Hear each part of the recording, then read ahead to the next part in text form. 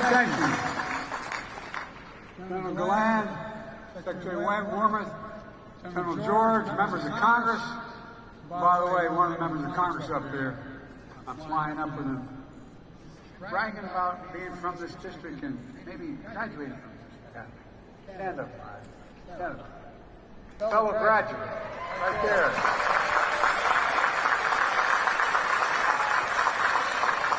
Faculty, staff, soldiers, officers, family, and friends, most of all, West Point class of 2024.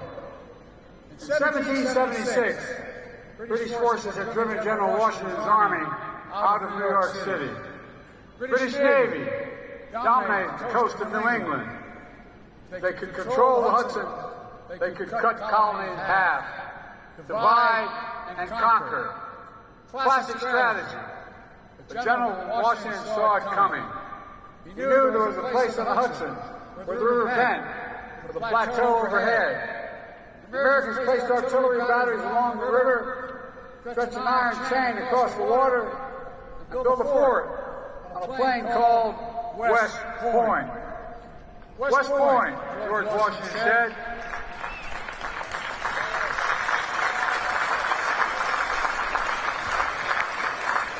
George Washington said West Point was the key of America. He was right. The British never captured the Hudson. They failed to divide and conquer us. And a few years later, they surrendered at the Battle of Yorktown.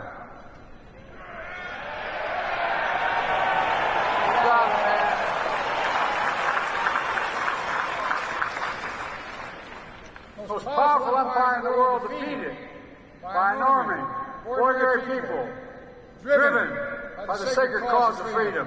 And I might add, you're about to become full-time members of the most honorable and the most consequential fighting force in the history of the world. That's not hyperbole. Of the world.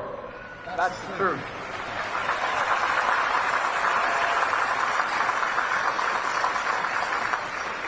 Ever since, men and women of West Point have stayed true to this mission. Today, 1,036 graduates of the class of 2024 will join the long, gray line that has never failed us and never, ever will.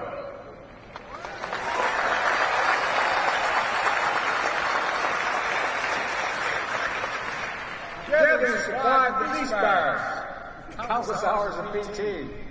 You completed rigorous academics at America's first, toughest engineering school in the country. You met the highest standards of discipline. And of course, no one's perfect. Even Ulysses S. Grant and Dwight D. Eisenhower have written up from time to time. No, I'm not kidding. Whenever cadets are at West Point, that sounds familiar to you.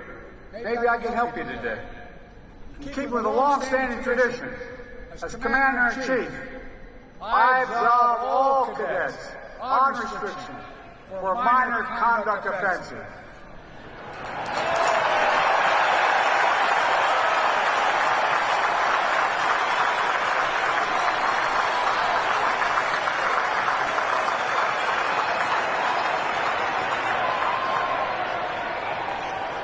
If you have any questions, the superintendent can clarify what minor means. Of course, your time here wasn't all difficult. Class did plenty of celebrating. Every time you beat Navy.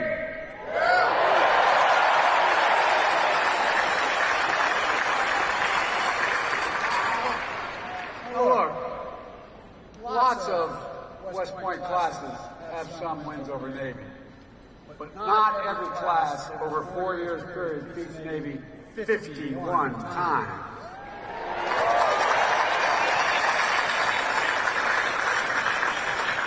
They say in Delaware, you've done good. A few weeks ago, I was honored to present the Commander-in-Chief's trophy to the Black Knights at the White House. I told them, I don't take sides, but my son Bo was a decorated major in the United States Army, spent a year in Iraq. And he always made it clear who we expected the family to root for in the game in Philadelphia. Parenthetically, I was appointed by the fellow I ran against when I was 29 years old to the Naval Academy. I was one of 10. I wanted to play football. And the day I was supposed to go down for the interview, a classmate of mine who was also one of the 10 appointed to be chosen from. His name's Steve Dunning, came to pick me up. And I found out 2 days earlier they had a quarterback named Roger Staubach and a halfback named Joe Molino. I said, oh, I'm not going there. I went to Delaware. Not a joke. By the way, that same fellow was a wonderful man. In our last debate, when I was 29 years old, the first question he was asked at the debate was, "Do you have any regrets, Senator Boggs?" He said, "No." Then we came to the very end of the debate where I spoke and then he was to conclude. He stood up and he said, "You know, I was asked whether I had any regrets. I said no, but I had one. Had Joe Biden gone to the Naval Academy when I appointed him, he'd still have 7 months left on and wouldn't be able to run." Cadets, as proud as your country is today, your family's even prouder. At our day, 4 years ago, because of the pandemic, they could not spend the day on post. It was a challenging way to begin the West Point experience. But I'm thrilled today so many of your loved ones get to see you here. To everyone who helped raise these remarkable young people, this is your day as well. Because we know, as the English poet John Milton wrote, they also serve or only stand and wait. Cadets, it's time for you to stand up now and thank your parents. Stand up. Turn and thank them.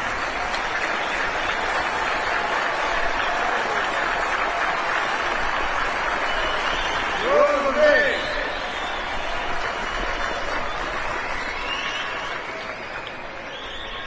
The class of 24 is an extraordinary group. You include the Army's all-time home run leader, athletes who swum laps around Manhattan Island, which I can never quite figure out, and the son of a Iraqi interpreter, American forces, one of your class's 2 Rhodes Scholars. You hail from all 50 states, 12 countries. Some of you are third-generation West Pointers. Others are the first in your family to join the U.S. Armed Forces. At least one of you has a twin brother graduating from Annapolis this year. I'll tell you what, I want to be at that family reunion. Every time you show up to the Army-Navy games, I don't know how the hell you're going to do it, but anyway. Look, I wish I could praise every single cadet one by one because you deserve it. You make our entire nation proud, and that's not hyperbole, you do. As your Commander-in-Chief, let me say again, congratulations, you've earned every bit of what you're going to get today. Look, the motto of this class, like none before, was an appropriate choice for your class. Because you're graduating into a world, as a student of history, I can tell you, like none before. I've been a senator since I was 29 years old, never left government. And ladies and gentlemen, the world is not only changing rapidly, it's also the pace of change is accelerating. The range of missions that our servicemen are carrying out are like none before as well. There's never been a time in history when we've asked our military to do so many different things in so many different places around the world, all at the same time. Right now, American soldiers are supporting brave Ukrainians in their fight for freedom. Our soldiers are working around the clock to keep munitions and equipment moving by land, sea, and air. They're training Ukrainians on how to use advanced weapon systems like HIMARS, Patriots, and Abrams tanks. And they're sharing lessons in tactical combat and casualty care with Ukrainian medics and surgeons. There are no American soldiers in war in Ukraine. I'm determined to keep it that way. But we are standing strong with Ukraine, and we will stand with them.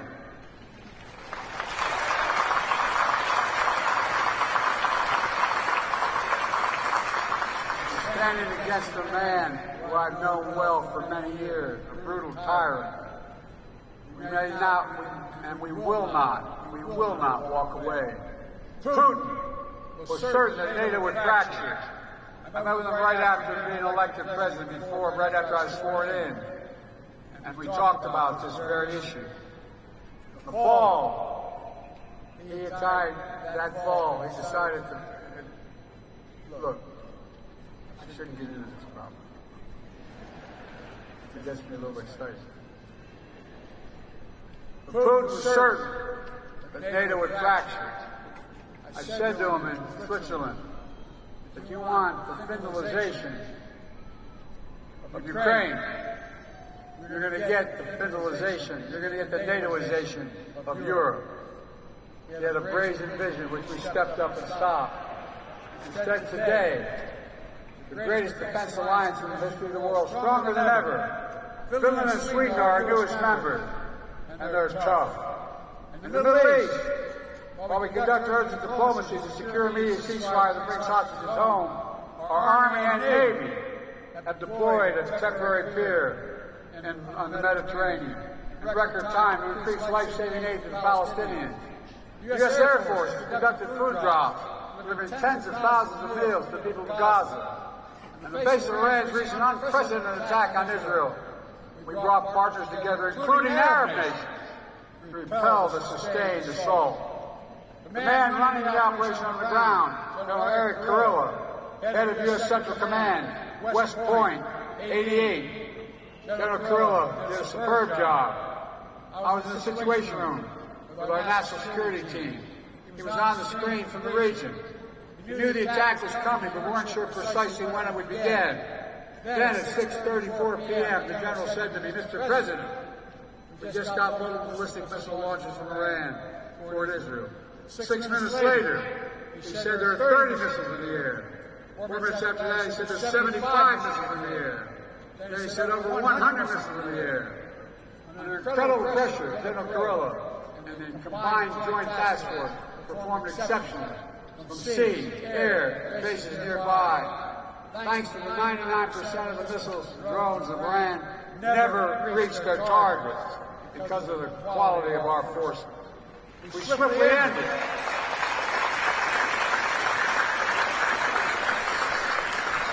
We swiftly ended what could have been a devastating attack. And we de-escalated the conflict. When it easily could have gone the other way.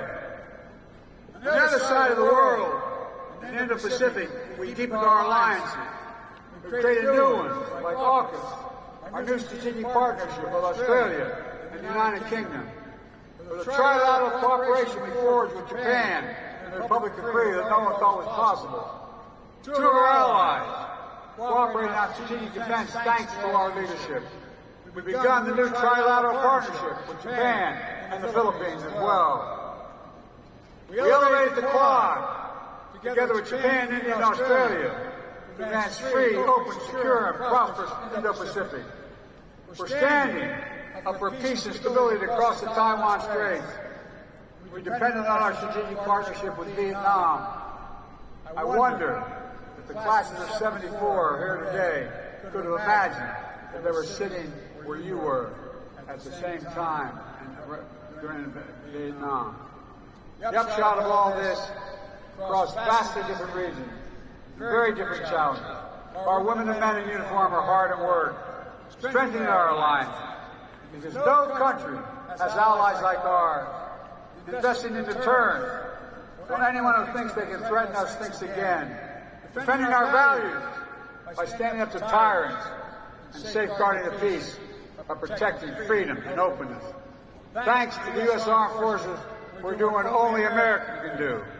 As the indispensable nation, the world's only superpower, and the leading democracy in the world. Never forget, America is the strongest when we lead not only by our example of our power, but by the power of our example. You can clap for that.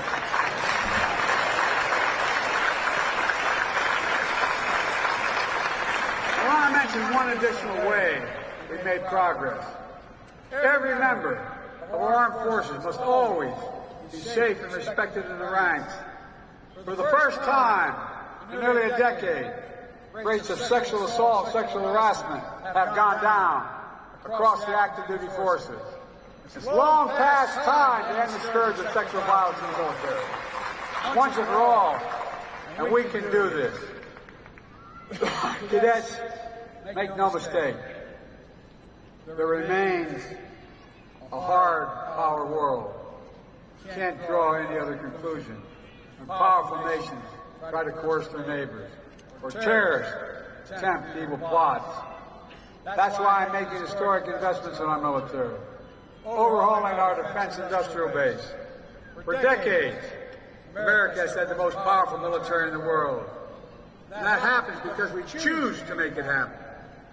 I have always been willing to use force when required to protect our nation, our allies, our core interests.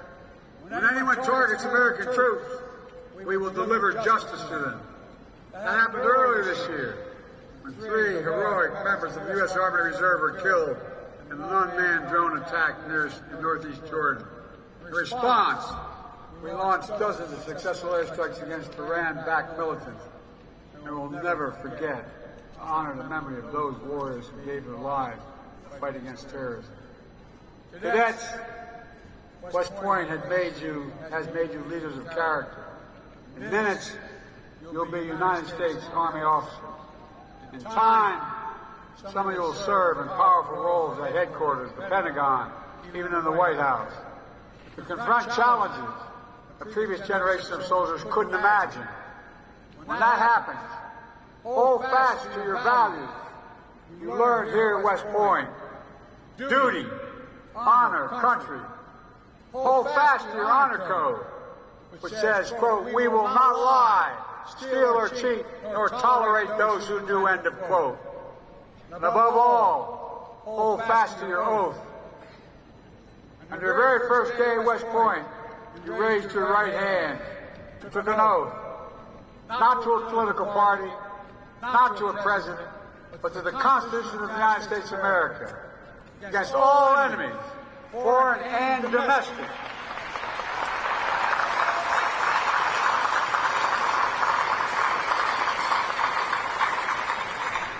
Members of the long gray line have given their lives to that Constitution. They have fought to defend the freedoms that it protects, the right to vote, the right to worship, the right to raise your voice of protest. They have saved and sacrificed to ensure, as President Lincoln said, a government of the people, by the people, and for the people, shall not perish from the earth. West Pointers know better than anyone. Freedom is not free. It requires constant vigilance. And from the very beginning, nothing is guaranteed about our democracy in America. Every generation has an obligation to defend it, to protect it, to preserve it, to choose it. Now is your turn. Remember what over 1,000 graduates of West Point wrote to the class of 2020 4 years ago. The oath you've taken here, quote, has no expiration date, they said. Not for you, not for your country. It's important to your nation, now, as it ever been. Keep it, honor it, and live it. Cadets, let me close with this. In the early days of our nation, as General Washington said, West Point was the key of America. Today, you're still the key because of your commitment to protect what makes America America. We're unique in the world. We're the only country in the world founded on an idea. Other countries are founded based on geography, ethnicity, religion, or other attributes. We're the only one founded on an idea, not figuratively, literally. The idea is we're all created equal, deserve to be treated equally throughout our lives. But ideas need defenders to make them real. That's what you, the class of 2024, are all about. Defenders of freedom, champions of liberty, guardians, and I mean this, guardians of American democracy. Just as this historic institution helped make America free over 2 centuries ago, and just as generations of West Point graduates have kept us free through every challenge and danger. You must keep us free at this time, like none before. I know you can, I know you will, for we are the United States of America, and there's nothing beyond our capacity when we do it together. May God bless you all, and may God protect our troops. Congratulations, class of 2024.